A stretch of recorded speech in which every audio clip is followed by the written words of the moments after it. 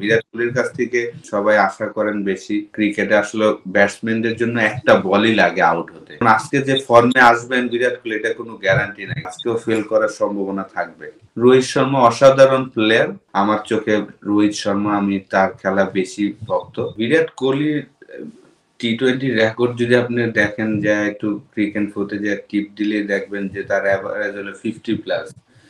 তো 50+ এভারেজের একটা প্লেয়ার আপনার হয়তোবা এই টুর্নামেন্টটা আসার আগে আইপিএল এর 800+ রান করে এসেছেন।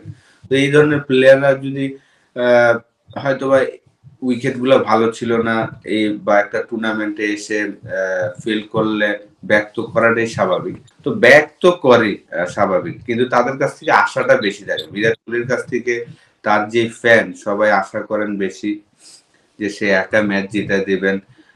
কিন্তু ক্রিকেটে আসলে ব্যাটসম্যানদের জন্য একটা বলই লাগে আউট হতে।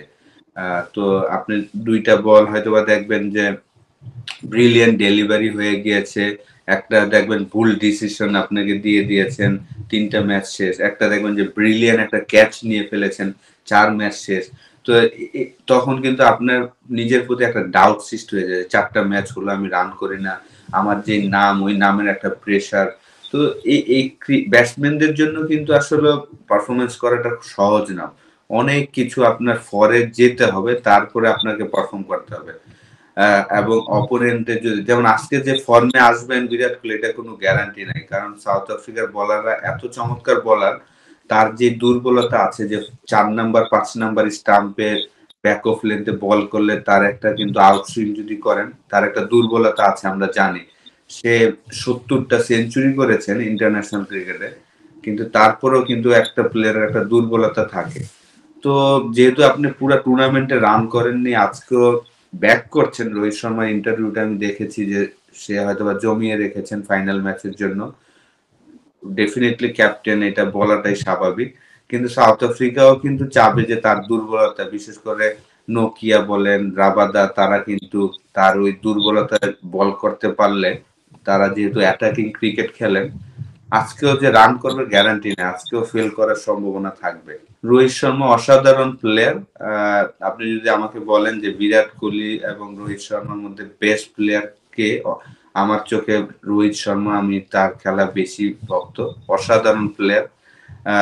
3টা ডাবল সেঞ্চুরি আছে ওয়ানডে ক্রিকেটে, এটা যা তা বিষয় না। এবং সে এনজয় করছেন লাস্ট 2-3টা বছর ধরে সে ক্যাপ্টেন্সি করছেন অসাধারণ। তাদের মধ্যে দেখেন বিরাট কোহলি এবং রোহিত শর্মার মধ্যে কিন্তু একটা সমস্যা আমরা শুনেছিলাম, কিন্তু দেখেন তাদের মধ্যে কিন্তু এখন দেখে কিন্তু বোঝাই যায় না যে তাদের মধ্যে কোনো সমস্যা ছিল। যেহেতু ক্রিকেট খেলেন, একই দলে খেলেন, একই সাথে খেলেন, তারা কিন্তু সবকিছু বাদ দিয়ে তারা কিন্তু মাঠে যখন দেখেন সেলিব্রেশন করছেন, জড়ায় ধরছেন দুইজন দুইজনকে।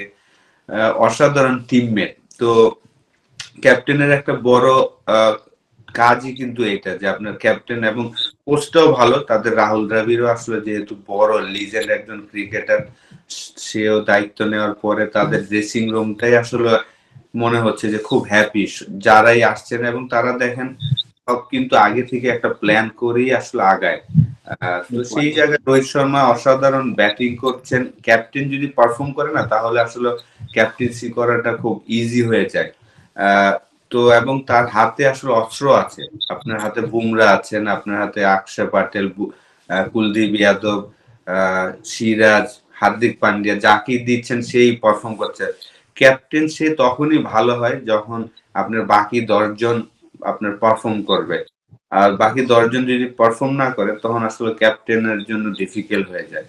এটাও ঠিক যে ওই 10জন পারফর্ম করতে হলে আপনার যে কাজটা করতে হয়, আপনার ড্রেসিং রুমটা হ্যাপি রাখতে হয়, আপনার প্লেয়ারকে কনফিডেন্স দিতে হয় যে না তুমি ফ্রি খেলো। যেমন লাস্ট ম্যাচে আপনি যদি শুনেন, আথারটন তাকে জিজ্ঞাসা করেছিলেন যে তুমি কত রান মাইন্ডে সেট করেছিলে, সে বলছে আমি একটা সেট করেছি কিন্তু আমি কাউকে বলি নাই, তাদের সবাইকে বলছি যে তোমরা তোমাদের নিজস্ব গেম খেলো, যে যেটা খেলতে মজা পাও, যেভাবে খেলতে চাও সেভাবে খেলো।